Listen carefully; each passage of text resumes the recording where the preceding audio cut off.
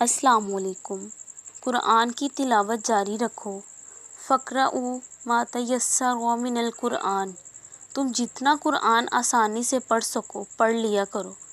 قرآن کے احکام کو سامنے رکھنا ہر مسلمان کا فرض ہے، اس لیے قرآن پڑھتے رہنے کا حکم دیا گیا ہے، لیکن اللہ چونکہ ہماری طاقت اور استطاعت سے زیادہ کوئی پابندی ہم پر نہیں لگاتا، اس لیے ساتھ ہی کہہ دیا ہے جتنا تم آسانی سے پڑھ سکو، تاکہ قرآن کی تعلیمات بھی ہمارے سامنے رہیں اور ہمارے روز کے ضروری کاروبار میں بھی فرق نہ آئے۔